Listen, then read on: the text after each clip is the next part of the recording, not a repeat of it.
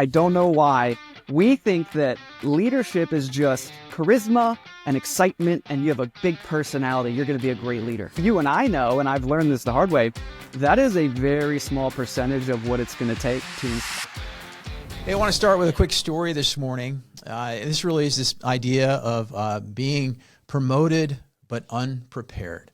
I remember being at CSU, Colorado State University, and in my junior year, I had the opportunity to apply for a job at the Laurie State Student Center. So if you've been at the Laurie Student Center, it's a big campus community type thing. It's got the food court and it's got all the other stuff there. And I had this opportunity to go and apply for an information desk role. And the information desk was Google before, Google was invented. It was before Al Gore invented the internet, if you will. And so people would come to us about information on campus, when athletic events were, very high profile. People would call us on the phone and asking for other dorm numbers and things like that. So you can imagine just a very hubbub central piece that we are, very high profile, had to portray a certain image, the way you did things, et cetera. And man, I was blessed to get the role my junior year and did really well at that. Became a top performer, as a matter of fact. And then my senior year, the management role, the manager role for the student center and the information desk became available. And so I put my name in the hat. I didn't even think anything was going to come of it, but I was a college management major, business management major at CSU. And I thought, man, I got this. I'd love to have this role. So believe it or not, when I went through the interview process, I got it. And so I was completely surprised. Oh, yeah. Yeah. So I see my friend Kyle already on the air. He's doing this. Yeah. Believe it or not, in 1988, so this dates me, my junior year and senior year, I made $20 to $25 an hour. That was big bucks. You do the inflation right now. I was making some jack, but it was kind of fun doing that. I got the role. But here's the sad thing about it is I thought I had all of this management stuff figured out, the people management side. And I got in there and man, I just didn't know how to treat people. I didn't know how to be empathetic, how to listen to them. I was more dictatorial, wasn't empathetic at all to people on it. And I did a really, really bad job managing people. So much so that I got into a little bit of a tiff, if you will, more than that, with my assistant manager. And she and I went back and forth. There was a lot of backstabbing that went on, really tough situation. I was managing 20 people at the time. So if you can imagine being a individual contributor who's a junior in college that's a management major, has been on teams and played sports and stuff like that, but I just really didn't understand the whole dynamic. To throw somebody in baptism by fire with no coaching, no support, this academic idea that I got things figured out, and then to come out of that not getting and understanding what leadership really looked like, it was hard. And I remember walking away my senior year saying, man, I'm not sure this leadership or management thing is for me. But the good news is that I got through that, and it's helped shape and form this desire in me to be a student of leadership. I've never called myself a great leader, a good leader, but a student of leadership, which I'm continually trying to learn. Love that. And I think that's one of the things we're trying to do on this show a little bit is that if you go and look at the studies that are out there, the average age that somebody gets a people management role is probably 30 years old. But I asked the audience, do you know when people first go through leadership training? Surprised me. It's 40 years old.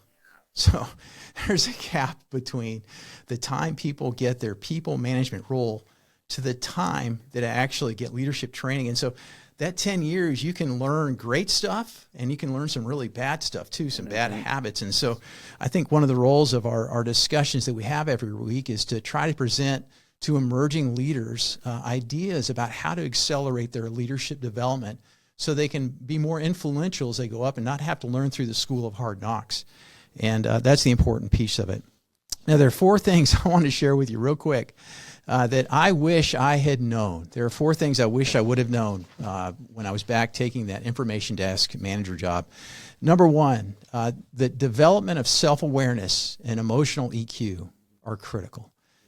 They're not things that we're born with necessarily. Empathy, the ability to listen, those types of things, those things take time.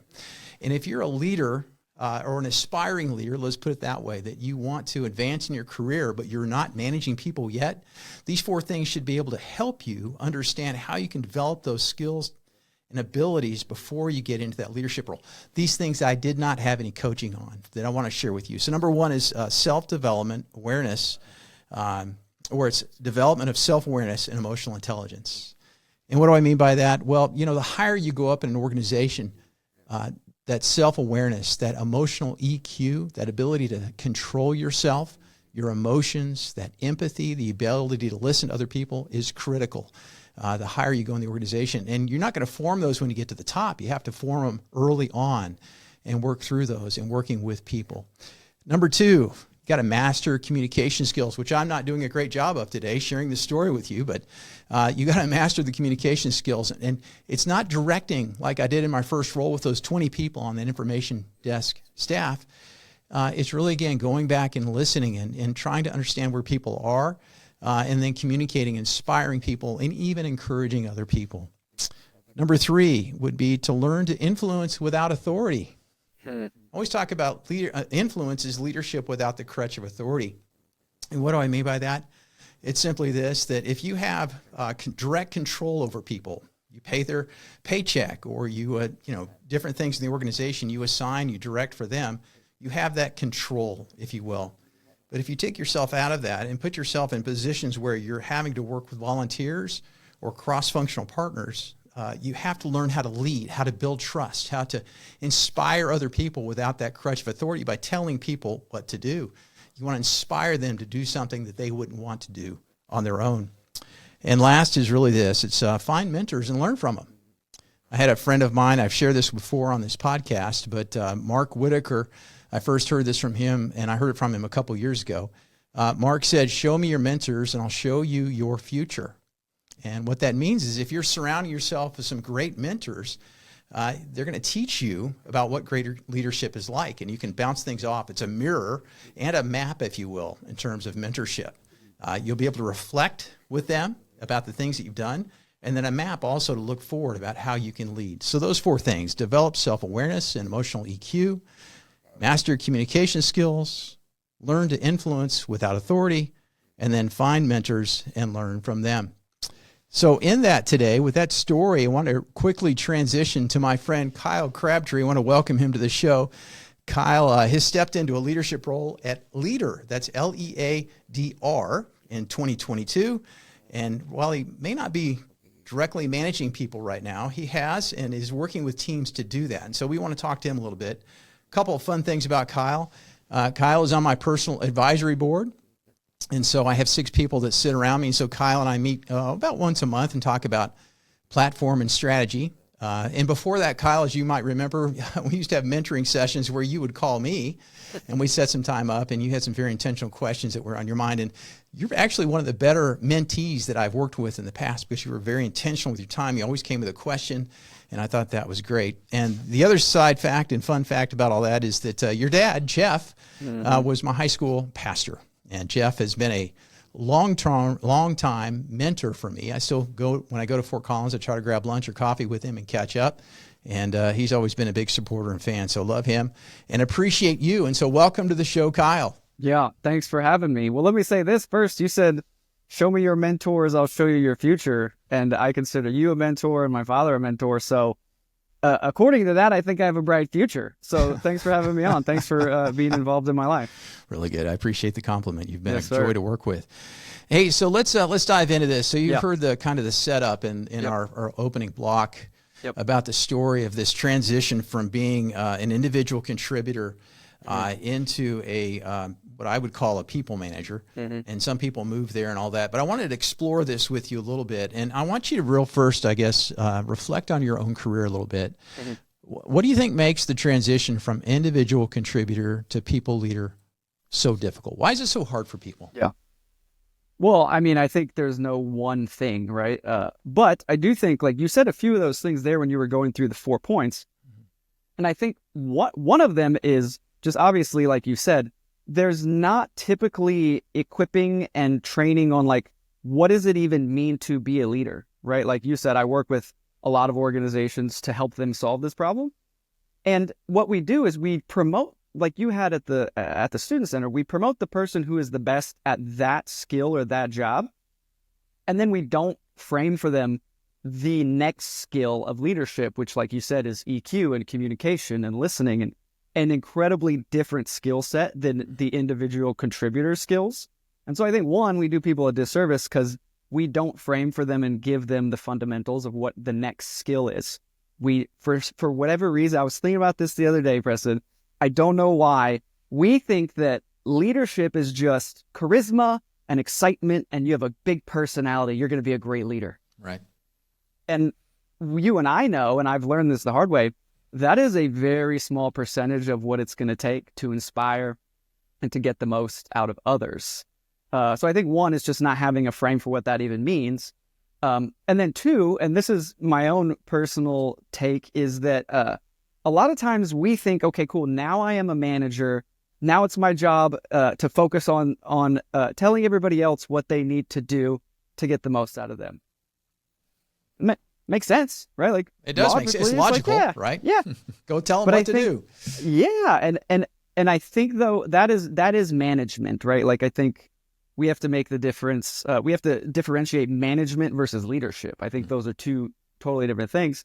But this is something I was thinking about, and I learned this, I think, the hard way, is that it's so much more about me focusing on me than me focusing on the people I lead. And what I mean by that is, if you're going to be a leader, like the things you articulated, I have to focus much more on how am I showing up, and not so much on what am I saying, right? Because people are watching what you do. They're kind of listening to what you say.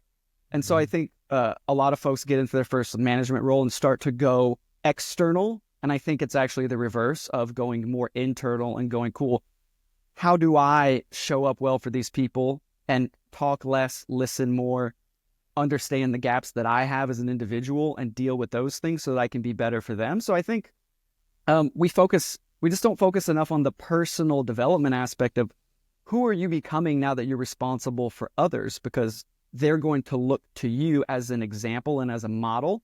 Mm-hmm. And instead of speaking more, I think we need to listen more. Mm-hmm. So that's just like a few thoughts off the top. Obviously, I could go down that rabbit hole forever. But I think a lot of it, again, just to put a cap on that, is we have to focus much more as leaders on developing us and working out the gaps and the things that we need to work on so others can see that. I think it's leadership is much more of being an example by the way that you live than just using your words to tell others what they should do, if that makes sense. Yeah. I heard it said that wisdom is learning from other people's mistakes.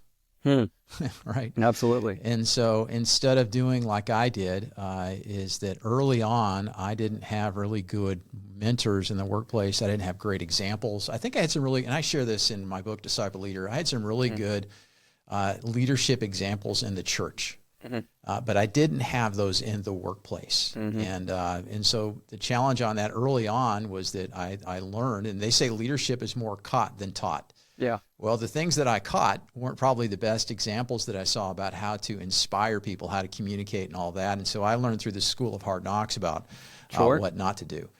Now, that helped bake all these things in. That's funny. I remember being at Coca-Cola one time and having a conversation with one of my peers. Gosh, this was probably 7 or 8 years ago, Kyle. And we were talking about leadership styles, and the current leader at that time that was in there was more directive, dictatorial, and the person I was talking to very much appreciated that and thought that that was the way to get things done.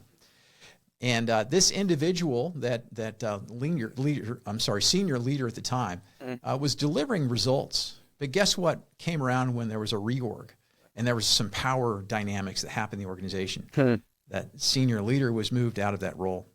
And somebody who could lead through the things we're talking about. And they had this great EQ. They could communicate well, inspire others. They had this idea and understood what influence without authority was. He wasn't exactly directive. And then the other idea around here is he had other people built around him that poured into him. He had started those things early on and knew how to lead that way. Sure. And it made the biggest difference ever. So you have these thoughts, philosophies all around us of people about what leadership looks like and what it should be. And I think at the end of the day, if we are leading well and caring about other people and their progress and leaning into them, that will serve us better in the long run than it will a short run in terms of the dictatorial type thing. So, well, don't you think real quickly, like when you say the caught then taught, right? That makes me again think of behavior is what's caught, right? Like how we show up as leaders, what others see and what they're picking up from us that's nonverbal. Yep. But I think new managers to that point tend to over-index into the taught, right? The verbal. Yes. Let me tell you what you need to do and tell you what success looks like. Yeah. And I think to your point, the caught is focus more on the behaviors that you're modeling and what they feel and see when they're around you, because those are the things that are probably going to stick more than, hey, let me tell you XYZ you need to go do and execute on. Yeah, absolutely. Okay, good. Hey, let's move into this next thought here. It says, in your role working with leader partners, what qualities or skills do you believe are essential for new leaders to develop early on? So we kind of touched a little bit of those, but I know you have a perspective and leader in the organization you're working with. Tell me about that from a new leader perspective. What would you focus on with them? Yeah. Well, I think it's a combination of things, but it's building on what you said. It's how do we teach people how to listen more, speak less, and engage with people on a human level?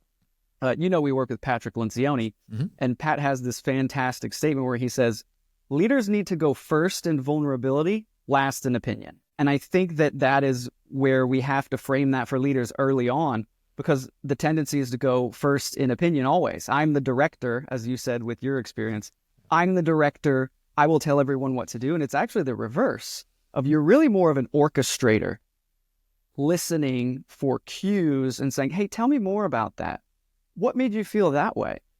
Oh, hey, I think that's a great idea. Can you bring me something to kind of plan out what that would look like, right? So I think as leaders, we have to frame for new leaders, what is leadership? And a lot of it comes down to these things of having EQ, being able to listen well, and really pick up on the more emotional cues, because humans are emotional creatures, right? And so you're not dealing with just one black and white figure. Say you're leading 12 people, you have 12 unique individuals that are going to have different personalities.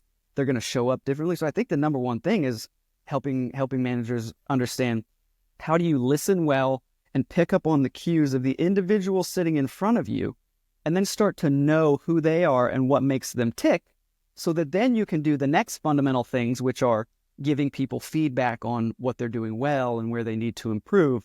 And that's where you start to grow and develop people. And that's really the role, in my opinion, of a leader, is to develop and grow other leaders. But you can't do that if you don't understand the person. Yeah. Oh, yeah. And that is as you and I know, that is a difficult lifelong journey to learn how to understand others and then engage with them in a way that they will respond to. Yeah.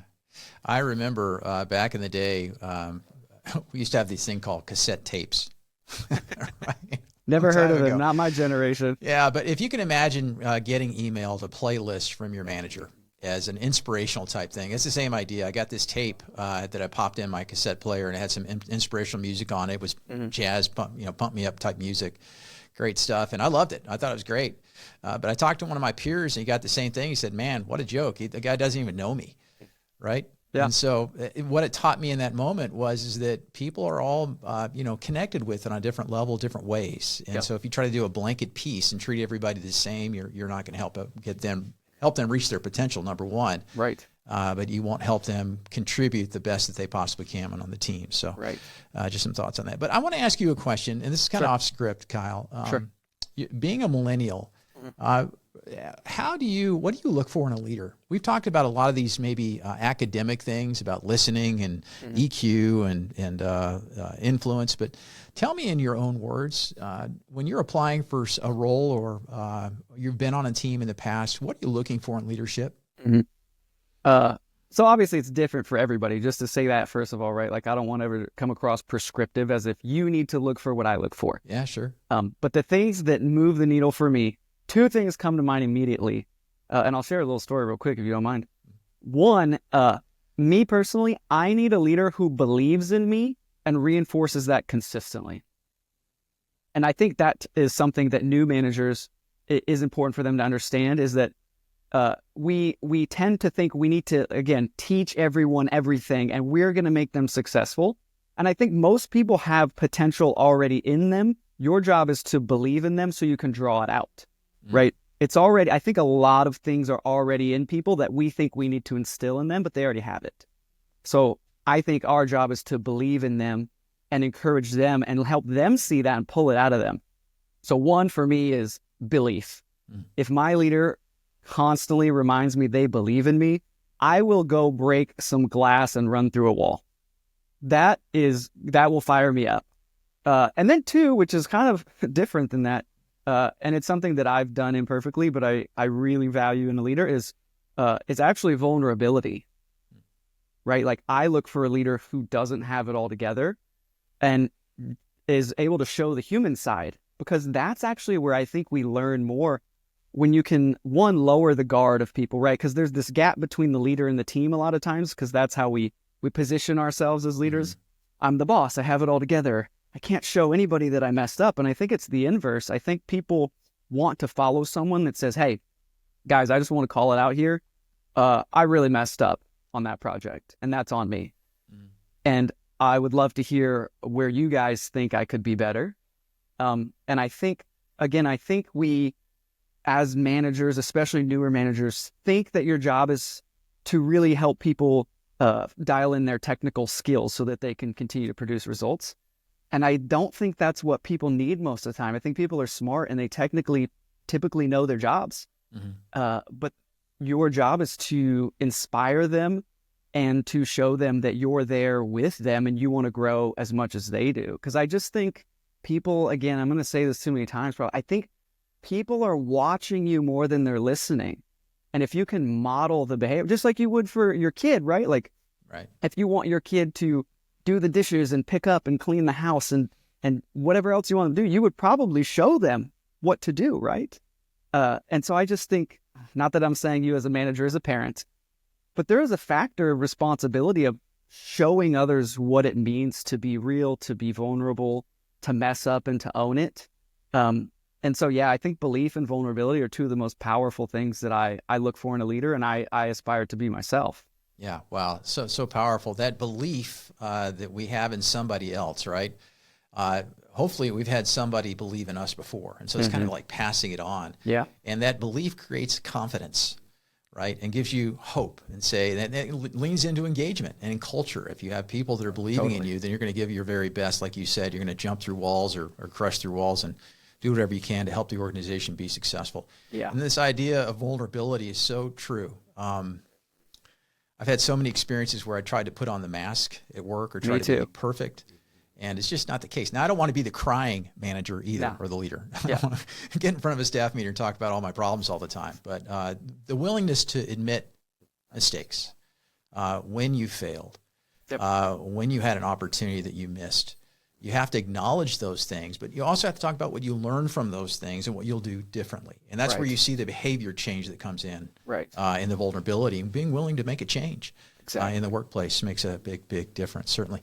And I know you work for a great leader there at Leadr, Matt Tresidder, and I just was curious to know, we had him on the show here earlier, and he talked a lot about the organization and his philosophy of management, but tell me about how he's had an impact on you.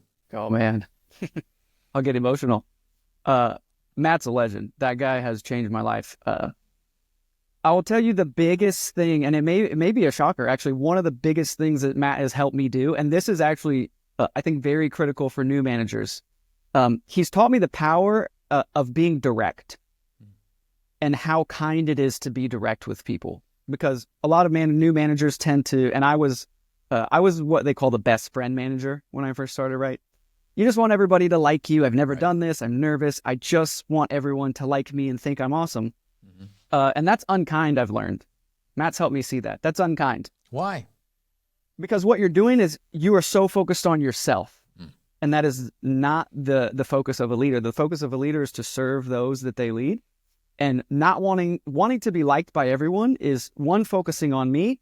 And two, it's not telling them the truth about where they need to grow and how they can improve to be the best they can be, right? If you want people to reach their full potential, you have to be willing to be direct and call out the times. One, you have to be vulnerable and model it, but then two, you have to be willing to tell people when they miss the mark. Right. Again, you would do the same with your children, right? If they did the wrong thing, there has to be some discipline with love.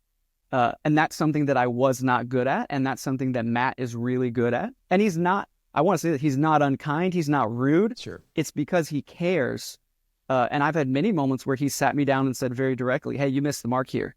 And those are the moments that I remember because they made me grow. because they were real. And when I took action on them and I didn't take it personal and I actually went and worked on those things, I got better. Yep. Believe it or not. I got better. So I think the power of, there's the book called Radical Candor. A lot of people have read, right? Like candor, like being, it's connecting personally, but challenging directly because you care about people and you're going to tell them the truth so that they can get to where they want to go. That's good. That ties back into, I think, your set of belief, because as we give feedback, as we give constructive criticism, it needs to come not in this sandwich form where you're trying to compliment somebody, then give some feedback and follow it up on that. I think the best way to give feedback is out of a heart of you believe in their potential. And this is why I'm giving you this feedback versus what I just said. So, which may not come across as effective or as authentic as it may have. So I see. I assume Matt's vulnerable with you too at times, right? About the times 100%. That he's messed something up or whatnot. So those are the two keys that you could look for in that as well. Yeah, so it's a great balance. Well, good. Okay, so I want to dive into this next piece. Some frequently asked questions that I think that might be on our listeners' minds about leadership, and I thought maybe we could answer these together. So I'm going to ask the question, get your feedback, maybe just go back and forth on it real quick and see if we can land somewhere real quick. Is that okay? Great. Let's do it. All right. So one frequently asked question might be from our millennial listeners. It says, "How do I know if I'm ready to step into a leadership role?" How would somebody know that they're ready? Oh, man. I would say I don't think you're ever ready. It's just like a lot of things in life. You're not going to be perfectly ready. You have to be willing to step out in faith and get uncomfortable. I think discomfort is the key to growth. So you're never ready. But I think it goes back to some of the things you said is like surround yourself with people that have been giving you feedback, the good and the bad, to help you gauge where you're at. And as you step into a leadership role, understand the top few gaps that you have that you really need to focus on to continue to level up, right? Like, think all that being said, knowing where you're at and what you need to work on is the key. Arriving is not, that's not a reality. So just knowing where you're at and what you need to work on. And then I think checking your heart, right? Like, why do you want to be a leader? Because you'll learn that leadership is not what you think it is most of the time. It's self-sacrifice, it's service to others, and it's elevating others above yourself, which is the reverse of what we often think. So I think having gauging where you're at, and two, making sure that your heart's in the right place. And why do you really want to do it? Because it's not about you. Yeah. So my motives were all wrong when I first wanted to become a leader. Yeah, I thought about, okay, yeah, right. So now I'm going to be able to go and drive and get something done through people, and push them in the direction I want to go to. And that was the wrong motive. And so that goes to your point about heart. It's the why. Yeah. And why do you want to lead other people? Do you want to help people achieve and reach their potential? Do you want to work with them to help them achieve their goals that they have? There's just something intrinsic about it. And if you're seeking a leadership position just because you can get more money in the organization, because often management roles and people management roles come with a little bit of an elevated title and pay. If you're doing it just for those things, that's the wrong reason. You'll find that real quick, because to Kyle's point, things might not turn out the way that you think they are. But if you examine your motive and your thoughts, and the other thing I want to mention too is we talked a little bit about comfort zone. Are you willing to take the initiative? Are you willing to be the one to step out first and do some things and lead the way on that? Because again, people, you lead by example. First, you got to be a good example, right? Continue to develop that. The other thing I'd in this question, to your point, I love this. You're not always ready. That's the other thing I would encourage listeners to do. You're not going to say, okay, here's a milestone, I'm ready to jump in, or I've done all these different things, I'm ready. It's kind of a journey. And so you'll know, and the opportunity will present itself when you're demonstrating these things beyond just being a top performer, but it's how you treat people and how you lead people, cross-functional teams, volunteers. Those things will point to whether you're ready or not on that. Really good. How about the second question, frequently asked question that a millennial might ask? It says, how can I manage peers effectively after being promoted? Kyle, you mentioned this popularity, this want to be the friend manager. Tell me a little bit about this need to, you still want to be empathetic, right? Sure. And I want to explore this question. Can you be friends with the people that report to you? Well, what do you mean by friends, right? Yeah, well, it's a great question. What I mean by that is, can you? They say it's lonely at the top. That's a cliche. I've also heard that John Maxwell say that it's only lonely at the top if you don't take people with you. And so you have to have relationships, friendships, et cetera, partnerships to go to the top. It takes everybody, it's not just you, it's a whole group of people that spur you up there on it. And that's my opinion. Yeah. But the question is, and I don't want to go down too much of a rabbit trail, can you be friends at work? But there is a relationship you have to have with people. You don't have to be at arm's length all the time. You have to connect with people and share with them and appreciate them, recognize them, help them grow. And, go out and have a beer with them every once in a while, right? That would be fine too. It doesn't mean you need to have them over to dinner every weekend or, go out and play golf every weekend together. Yeah. Some people do that. But what does that translate that for me from your perspective about what that looks like? How can I manage peers effectively after being promoted? Yeah. Well, I think I was being a little facetious there. That's okay. But I think it comes down to boundaries, communicating boundaries, right? I've worked with some people who have done this really well, where they have moved from a peer role to now they're the manager, now they're the leader. And they could just communicated, hey, I'm going to have different boundaries with you. And the reason is, I think the reason is so I can serve you and the team best.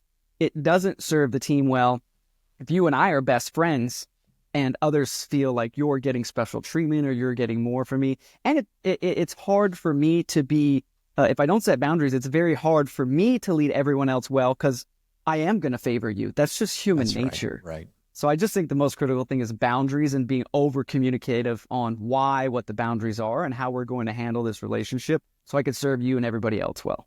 That's so fair. And this favoritism in the workplace, I've seen it so many times. And even if it's a perceived favoritism too, right? So you just have to be careful of those things. And I think it's just how you interact with everybody and think the best of everybody and want everybody to reach their potential inside those boundaries that you mentioned. So really, really, really good. And let's address this last one here. What should I focus on if my company doesn't provide formal leadership training? Well, number one, call Leadr, right? They would want to call you and figure out Find how that looks. Find me on LinkedIn. But what do you think about that? What should somebody do if they don't have the opportunity within their organization? So they're 30 years old. They just got this people management role or leadership role, and they realize that they've got some things they need to work on.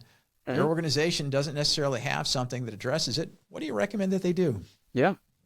I think there's a ton of options. I think we've never had more options for leadership development, professional development. I don't think their company's responsibility is, or your development is up to them anyways. I think your number one responsibility for your development is up to you. So I do think companies obviously should provide development. That's not what I'm saying, but no one's more responsible for it than you. And I do think, just to say real quick that I do think a lot of times we rely on those around us, our organization or others. We're waiting for the development instead of taking charge and saying, I'm going to develop myself and hopefully my company will step in and help me along the way.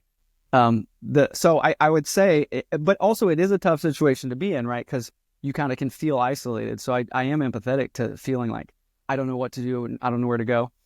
This may sound silly. Go to the internet. Like there is no better place than the internet. Find somebody that you resonate with. I've done this myself, so I'm speaking from my own development. Find people, and this is for anything: health, wellness, leadership, fitness, finances. Find the personalities on the internet that resonate with you, that you feel have the experience to be able to speak into your life, and just latch yourself onto them. I think those are some of the most underrated mentorship relationships in the modern day. Just because you don't personally know them, you can attach yourself to the wisdom and the knowledge of others that are putting it out, like you, Preston, right? Like find a Preston Poore who's been there, who's done it, who's giving back and injecting wisdom back into the next generation, and soak it up, right? You don't have to know that person and get a coffee chat with them to glean wisdom from others. So I think the internet has opened up so much opportunity to learn and grow. And I would say this: find 2 or 3 people and try to not get too widespread, because you don't want to be listening to 15 people and get confused. Find the few people that you resonate with, that you respect, that have been there, and attach yourself to the wisdom that they're sharing. Yeah, so good. I learned a long time ago at Dale Carnegie when I was working with them that heard somebody say that knowledge is power. And that's the first phrase. But they said, no, you know what? That's wrong. It's the application of knowledge is power. And I also say to folks that wisdom is the combination of experience and this learning and knowledge, right? You've said that to me. You can learn all that on the internet, like I have. I've read these self-help books. I've read all kinds of different things. But until you actually get into an environment where you have to apply something and then can learn from it, and then have a mentor or somebody to bounce that off of to find out how do I adjust or whatnot. That's all extremely, very, very helpful. Share a quick story with you, Kyle. Just indulge me on this real quick. Great. This isn't leadership training, but it was sales training. I got a job with Ralston Purina years ago selling dog food and cat food. We were introducing a new brand called Pro Plan. It was going to be new in the pet channel. It was really going to be some huge barriers to entry for a lot of different reasons. But I took the job because somebody had believed in me initially. But I realized that I was not a good salesperson. And so I asked my manager at the time, can you help me with that? Guess what he did? He sent me some books. I read the books. Classic. I didn't get any better. Yeah. And so what I did, like you, is I took it upon myself and I went out and enrolled in a Dale Carnegie sales course years ago.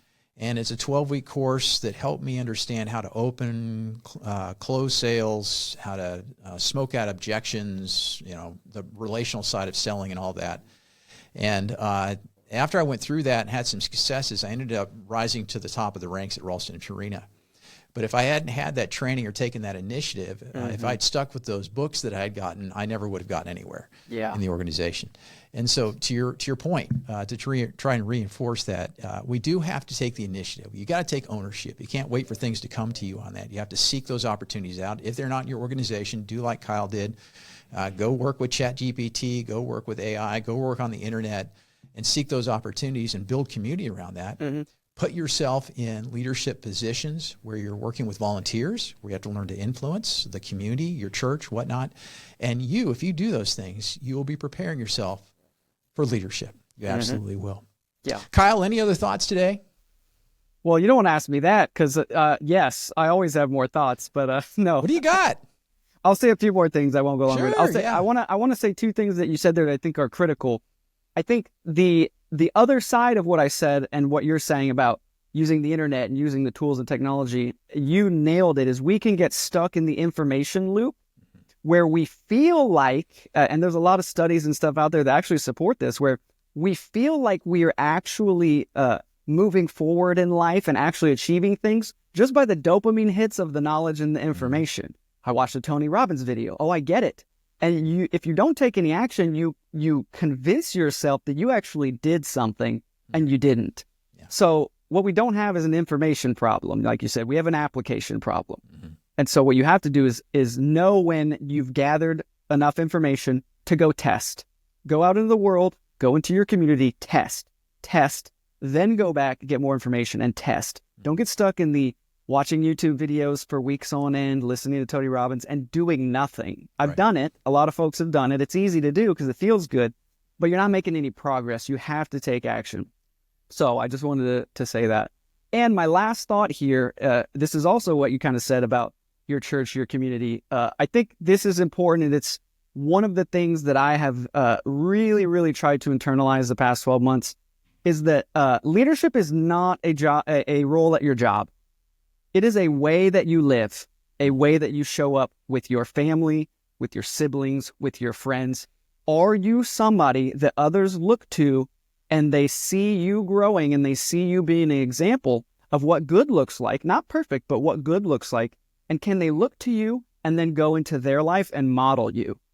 And that's something that I think we don't talk enough about because we like to frame leadership as a role, as a salary, as a job title. And it is a lifestyle. It is a mindset and a way that you show up for yourself, leading yourself, and a way that you show up for others outside of work, if not even more than at work. So I just want to say that, especially for newer managers, internalize the idea that leadership is how you're going to live the rest of your life everywhere that you go. That's fantastic. We need to give you a hand on that. So thank you for that close. I'll leave it right there. Lovely. Kyle, you've been number one, it's been a joy to get to know you over these few years that I've Likewise. known you. It's been fun to watch your progress. And what I love about a lot of our communication outside of this discussion today is that there is reverse mentoring going on as well. I get to learn from you, just as our audience has today. So thanks for talking about that, and how to navigate this individual contributor to people manager opportunity. Sure. So if you want to learn more about Kyle, you can connect with him on LinkedIn or check out Leadr, and we'll put those in the show notes in terms of how to do that. And I want to tell everybody that's listening today, thanks for tuning in to P Cubed. We're about 15 or 16 episodes in now, and we're getting some great feedback from folks. And you can certainly listen to us on YouTube, Spotify, or Apple Podcasts, and pass it along to somebody, write us a review. That'll help other people learn about what we're sharing on here to help emerging leaders grow and reach their full potential. And you can follow me on social media on LinkedIn, Instagram, or Facebook. That's all for now. Thanks and take care.